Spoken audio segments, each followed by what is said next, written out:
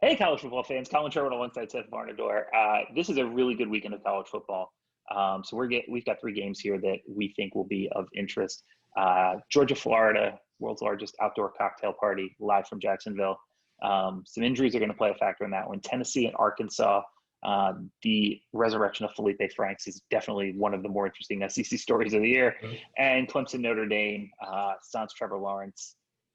We will deep dive into that one after DJ had a pretty good weekend backing him up at Clemson last weekend. We will start with the Dogs and the Gators. UF minus 3.5. At 3.5 right now, 75% of the cash, but only 49% of the bets are on the Gators. That means they're definitely the sharp side from what we see right now. The under is at 52.5, which is catching 85% of the dollars and only 51% of the bets. So the smarter side right now, according to these numbers, would have it as the Gators and the under. The total has gone over in Florida's last 5 of last 6, but it has gone under in 11 of Georgia's last 14. That's possibly because they have one of the best defenses in the country under normal circumstances. Seth, let's get into WLOCP. We'll look at numbers to start here. You've got you can see the yards per play numbers show that matchup is going to be a really good one. Florida is third in the country. These are all before garbage time. 7.9 yards per play, which is third. Georgia's defense only giving up 4.66, which is 12th. New stat in this week, available yards. So if you're at 100%, that means you're scoring a touchdown every time. Florida is 6th in the country offensively with available yards gained, gaining 67.4%. And Georgia is 7th, only allowing 32.8%. So that's the numbers kind of bear out what the eye test shows. Florida's pretty explosive. Georgia not explosive on offense, and not allowing very many on defense. And the talent is probably a little more equal than you would think with how good Georgia's recruited. Georgia still has an edge, but Florida is not too far behind. We'll start with the weaker matchup here. We'll start with the Georgia offense and the Florida defense. Georgia obviously wants to run the ball. Last week, they only threw the ball, I think, 16 or 15 times. I think you'll probably see a pretty similar formula. They've had success running the ball pretty much all year. You see here against Kentucky, who's got a pretty stout defense. And they'll even have Seth and Bennett keep it on the read. One thing Florida didn't handle very well against Texas A&M, which I think Georgia will try to exploit, is this counter play. You see the defensive end here. Instead of taking on the block, he jumps inside the block. That's Brenton Cox, a Georgia transfer. I would imagine they're going to try to hit him with this a few times, see how he responds. Florida will be without Zach Carter for the first the first half due to his role in the brawl with Missouri. As you can see here, Georgia likes to run a little counter. So that would be something to kind of watch for early. How is that being handled? Are they just running it down Florida's throat? If they are, much like Texas A&M did here, Florida's going to be in trouble. But Florida played pretty well this past weekend against Missouri. They got defensive tackle Kyrie Campbell back, who's been out. He's probably their best defensive tackle, and he was able to give them a little push in the run game. Georgia, if you run the ball well, you're going to be able to play action pass, which Georgia does and has some pretty creative schemes you see here, leaking the back out of the backfield. Florida has given up some shots off play action with poor kind of safety play. Kellen Mond looked like Joe Montana out there against him. He just picked him apart. Now, here's one thing to kind of when you're watching the tape, you see that it's a little different than numbers. I don't know if Stetson Bennett can make this throw. Sure. That is a tight window that throw is being completed in. I don't know if Bennett can make that throw. He hasn't shown that propensity yet. So they're giving some plays up, but they're giving some plays up with some pretty good guys. Georgia's defense, this is the real matchup, right? Georgia's defense, what do they do well? They get pressure on the quarterback in a variety of ways here, bringing the corner. Again, disguise this, and now they're going to bring the corner from way out here, and he still gets there. They get pressure with their ends. They got a couple ends that are just unbelievable, and their linebackers are athletic. So if I'm Florida, I'm a little worried about that. Their one kind of bad play in the first half against Missouri, pressure on the quarterback, he gets hit, and you get a pick six. All of a sudden, you're down 7-6. in the second quarter. They end up coming back and scoring a couple of touchdowns. But that's something to worry about is that pass rush. Another thing Georgia's done really well this year is tackle and space. Florida is kind of a catch-and-run team offensively. They're not taking a ton of shots over the top. They get the ball to Kadarius Toney in a bunch of different ways. You'll see him here. So right there, they fake the jet sweep, fake the run, throw him a screen. So a lot of backfield action. They'll hand it to him, let him work in the open field. And you see here, Georgia is defending a screen against Kentucky, gets a decent amount of yards here with a broken tackle. Is Florida going to be able to do that? Their teams have had success taking shots over the top against the Georgia defense. Not a ton, but that's where successful plays have come.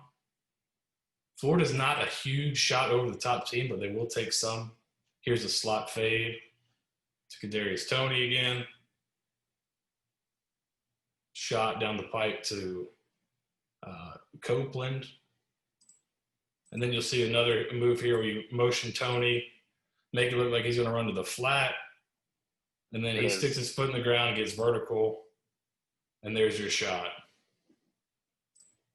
And they also have this guy, Kyle Pitts. He's a freak of nature. You put it around him, he's going to go up and get it. They have him kind of split out, kind of like a receiver there, by himself at tight end and the nub tight end, with another tight end as a wing. And then they'll use him here as like a decoy. So they have him split out. He actually gets like bracketed, and then they just bring Toney from the other side on a deep crossing route by using Pitts to get attention as a decoy. Trask does a really good job of like finding the open guy. Like that's what I see from him. It's just like he does a really good job of making the right read. He's not super athletic, and like cannon attached to a shoulder or anything, but he's really good at making the right play. And he puts it in position to let you run with it after. He doesn't really leave it behind you. He gets out in front of you so you can catch and run. The other thing that Georgia does, though, as you showed with like that cat blitz from like Epcot, is that they really do a good job of disguising coverage. The way that they move people around, and they can get home with 4 on basically anybody.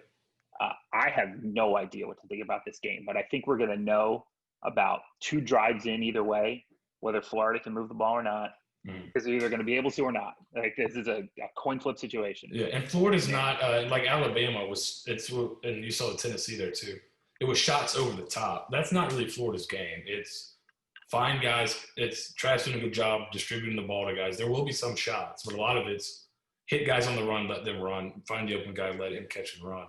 If Georgia's able to get pressure early with 4 and drop guys underneath, that makes that a lot tougher. Yeah, if Georgia's getting home with 4, this game's over. Defensively, I did not see last week. I did not watch the Gators last week, but the 2 or 3 Gator games that I've seen this season, they can get gashed. They absolutely get out of lanes. They don't tackle super well. No, the positive for them last week was they held Missouri to their lowest output yards per play this season. Missouri has played Alabama and played Kentucky, who has a good defense, and Florida held them to their lowest yards per play. That could be a one-game aberration, or it could be a sign of a turnaround. It's hard to tell. Who you got? I lean Georgia just because I think their pass rush is going to be able to get there.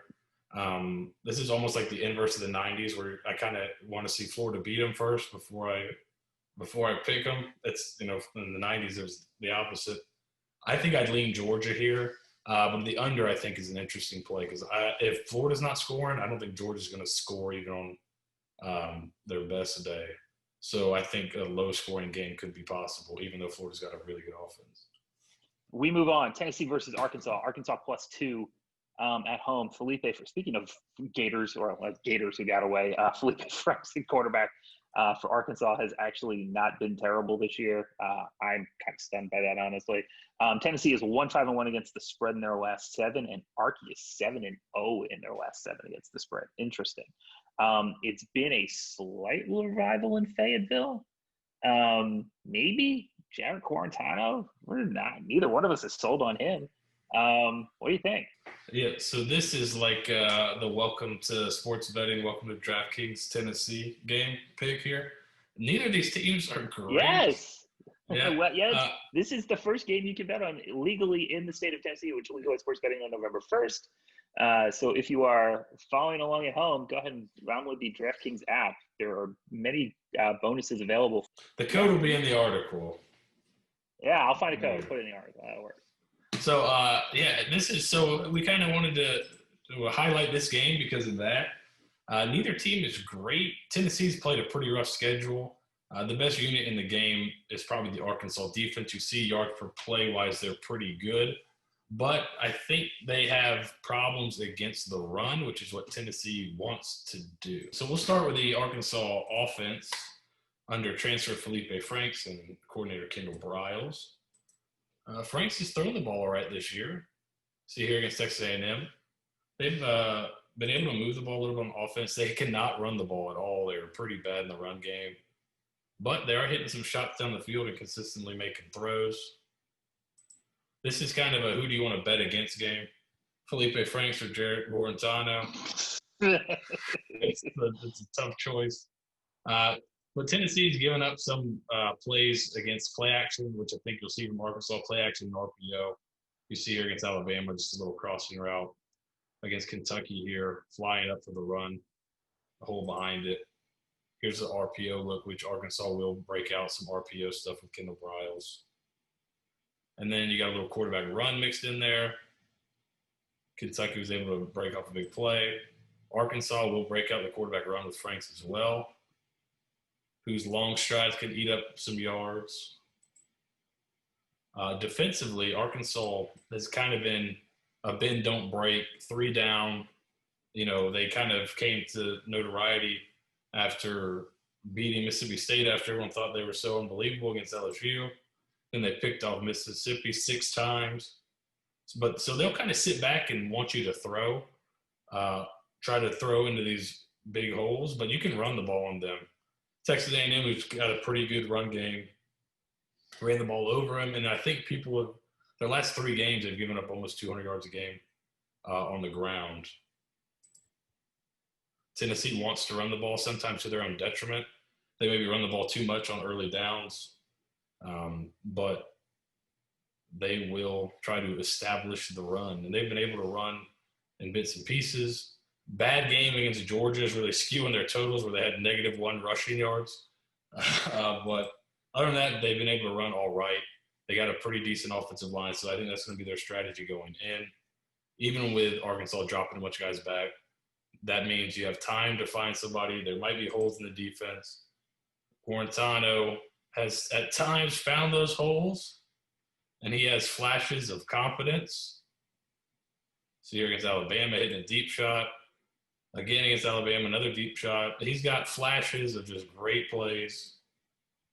And then he'll break one of these out. And sometimes he'll break another one out on the next drive. So obviously it's big in every game, but it's really big in these Arkansas games. When Arkansas's 2 wins, I think they're +7 in the turnover margin, which is humongous. So if Tennessee's able to play clean, is Arkansas going to be able to win? I don't know, but as you just saw, can Tennessee play clean? Again, I don't know. So it's an interesting matchup. For a guy who hasn't had a job at the same school for 2 straight years, Kendall Briles is probably one of the best offensive coordinators in America. Say what you will about him off the field, it's all fair. But even at FSU last year, I think he caught a lot of crap for stuff that there was just no way anyone could do anything with that offensive line. They were just that was one of the worst units I've ever seen in college football. Who do you like here, and why is it the under? Yeah, I think that's. I would lean Tennessee. I think if I had to, just because I think they're going to be able to run the ball, and if they can run the ball, that kind of sets up other stuff. They've had moments on defense where they've been all right. I think they actually stopped the run pretty well. And Arkansas is not good at running, but I think under might be a good play here, just because these guys can throw picks back and forth. But I would go with Tennessee just in honor of them getting the ability to bet on sports. We'll just go with them. Yeah, this one seems pretty close to me. I don't have a super huge opinion either way. The total is 52.5. Gun to my head, I'm definitely going under just because, and the other thing they got to talk about is Tennessee, for all their flaws, does have one of the best offensive lines in the country. They really do. They are able to run the ball. Guarantano is actually worse than he looks because that line is actually pretty good at protecting him. Moving along here, game of the year maybe? I don't know. Certainly the one I think I've looked forward to more than any other contest that was on the schedule, maybe outside of like Bama, Georgia. Clemson, Notre Dame. Notre Dame laying 5.5 at home. Right now, Clemson is getting 51% of the cash and 80% of the bet. So the public is definitely on Clemson. The over is getting at 50.5, and I believe it's now up to 51.5 if I'm not mistaken. Yeah, it's 50.5 still. It is 51 at 50.5. 88% of the cash and 89% of the bets are on the over. So that's something to keep in mind here. That's interesting. Clemson 2-6 in their last 8 against the spread, have gone over in 4 of their last 5. Notre Dame 2-4 in their last 6 against the spread. But straight up, they have won 10 in a row. They've also played nobody the caliber of what they're going to get this weekend in the biggest conference game in Notre Dame history, unquestionably. I don't see how you could say otherwise. This, to me, I have, you know what, let's go to you here because I actually have a very strong opinion on this game. So I'm going to let you go first, and I'm going to listen to what you have to say, and then I'm going to jump in. I'm going to make a pick. And generally when I pick against you, it does not go well. But let me see what you're thinking here. All right, looking at the numbers, this is going to be an even game, right? Clemson, the one thing that jumps out is they're a lot more explosive on offense than Notre Dame is. Notre Dame's a lot more methodical, but you got 2 really good defenses and then 2 efficient offenses. The talent's not too far apart. Clemson's 4th, Notre Dame's 8th. So on paper, it looks like a really even game. We'll start with the Notre Dame offense. What do they want to do? They want to get in 2 tight end sets and run the ball at you. They'll run some wide zone. They'll run some zone with a little lead or some ISO stuff. They'll run power. They want to throw the ball to their tight ends. They want to play action you. Again, shots to number 24 is like a tight end H-back. Tommy Trimble, sounds like a reluctant superhero. But he's a really good player. Play action you in the red zone area. They're kind of predicated on the run. What's Clemson shown? So here's against Boston College. They gave up a shot early. Clemson's very adaptable on defense. I think this game, the score of this game was not indicative of how they played. But here's the shot. Boston College comes back, tries the exact same thing later on in the game, and Venables just blitzes it into oblivion because he basically knows, okay, when they bring this motion, they're going to try that shot again, and he takes care of that. Notre Dame, well, their offensive line is very good. They gave some pressures to Georgia Tech when they brought blitz. Here's one. Here's, I believe, the very next play.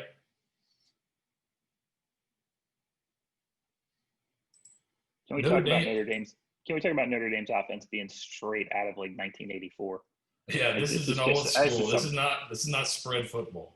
This is like, I mean, occasionally out of shotgun, but like, I mean, you're dropping back, dropping back 5 steps, putting a foot in the ground and running West Coast concepts. Like it's like, which could be like bringing a knuckleballer out against how all these teams are built for the spread, stopping the spread. So especially it can be to your advantage when you do have a good line and those good tight ends. Notre Dame defense, I think what they're going to try to do, they do a lot of stuff, but they'll, against the young Georgia Tech quarterback last week, what they do, they showed pressure, drop guys out.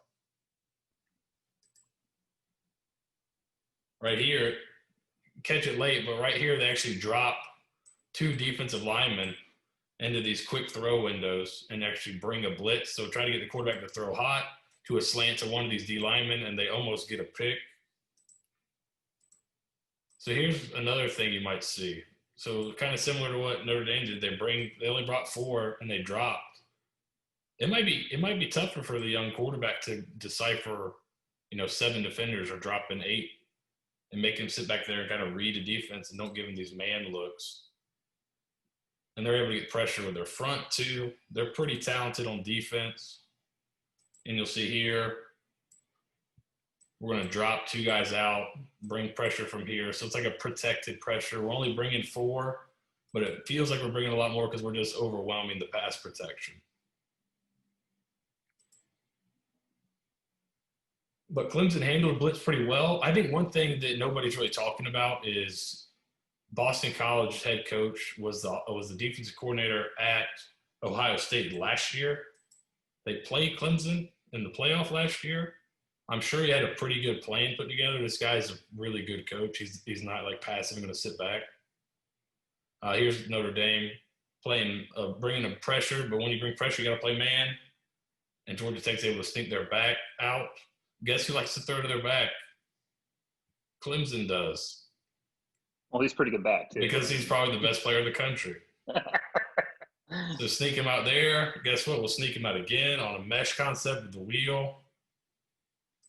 Oh, that's pretty. And then you got a little quarterback run, Georgia Tech mixed in. Now the score, you can see the score is a little bit out of hand, but these are still a lot of the Notre Dame starters out there. Clemson is going to run with the quarterback. This guy's a freak of nature. He's got an absolute cannon. Then when you run the quarterback, you open up for your running back, who, like we said, might be the best player in the country. But just watch these couple throws here. This dude is not untalented. Oh. Watch this. That's his first start. This is his first college start against an ACC team. Yes. And then this one in the hole to your running back. He may have a stronger arm than Trevor Lawrence. He is a freak. Straight up does. Yeah. So, to me, when I watched Notre Dame earlier this year, because we watched Notre Dame play USF earlier, and I had to do a preview of Notre Dame for that game. I didn't think Notre Dame was athletic enough on the outside to challenge the elite teams. I still kind of feel that way. They're not very athletic at receiver. I think Clemson's going to be able to play man out there and then try to focus everybody else on stopping the run. Could that lead to some big plays? Yes, but I think Clemson's going to be able to shut their offense down. And I think Clemson's got enough on offense to win this game. They were favored by like 14.5 before Lawrence was out with COVID. I don't think this quarterback is like a 10-point drop-off or anything like that. So I would stay with Clemson minus 5.5. Clemson's my pick. I might have picked them even bigger. So I am so glad to hear you say that. Okay, look, this is my premise here. Now, you talked about the talent when it came on. Notre Dame is 8th in talent in the country. How many times are we going to watch a Notre Dame team with a top 10 recruiting class play like crap in a big game? I think I heard a stat that Notre Dame is like something like 10-40 against the spread against top 10 teams since 1994. Because somehow these kids end up at Notre Dame from all over the country. And, Notre Dame does recruit nationally. But when you're getting the number 1 player out of Montana and the number 2 player out of New Mexico, where there's no good players, these kids get overrated. They end up on campus in South Bend. Everybody thinks they're good, but they're not. It's not like Notre Dame's taking 20 kids out of the South out of places like Florida and Georgia, like Clemson does. You're getting a couple. You're getting good college football players. You're not getting elite college football players. There's 3 elite teams in the country this year. Okay. Clemson is probably the best team. Alabama, Georgia. There's 3 good teams. Everyone else is far behind. What? Ohio State. What? Excuse me. I said Georgia, and I meant Ohio State. Yeah. I meant Ohio State. I just had Georgia on the brain, and Georgia's defense probably is top 3 with their offense. Yeah. No. I have watched Notre Dame crap the bed in so many of these games because their talent is overrated. That projects into the spread, and then they get dusted. And so when I'm going to get less than a touchdown with this kid who has been playing in big games, Mater-Dei Bosco rivalry, he's a 4-year starter in high school in one of the biggest high school rivalries in the country. And there's no fans. The lights aren't going to bother. He's going to have played in front of bigger crowds in high school than he's going to see on Saturday. I don't care if you play this game on Mars, okay? You're giving me I'm only having to lay less than a touchdown with Clemson and all of that talent over the field, which is proven and tested talent in big games over and over and over again for recruiting cycle after recruiting cycle. This to me is, I'm not calling it the lock of the century, but it's possibly the lock of like November. This could very well, to me, this reminds me, now Notre Dame's better on offense, but This Yeah, reminds and me a look, lot Book of. is This reminds me a lot of the the best Miami. quarterback they've had in a while. This reminds me a lot of the Miami game from earlier this year, the Clemson Miami game, where you got an offense that doesn't have good receivers. How are you gonna? And then Clemson was able to just totally cut it off. You can't do anything, and then our offense are able to pull away. It reminds me a little bit of that. I think Notre Dame's better than Miami, so it'll be a little bit closer, but I still think Clemson's going to win. Who would you rather have a quarterback, Derek King or Ian Book? Derek King. Of course. Yeah. And he got lit. I might rather want DJ Uiagalelei at quarterback. Uiagalelei, yeah. Uiagalelei. He's the best quarterback of the, like, is he like the top 5 quarterback in the country right now? Like in game 2 of his career? That's I think physically he probably is. He's a freak.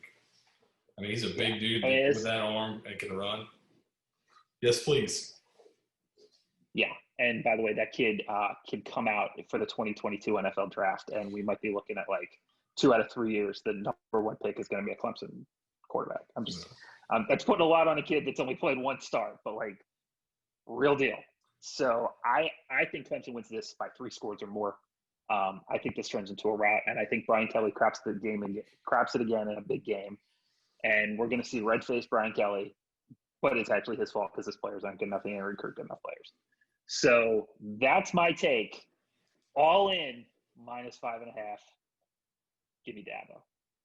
All right, we're done. Thank you so much for watching. We will run this back next week as well. Thanks for bearing with us last week. Having a little film transition here.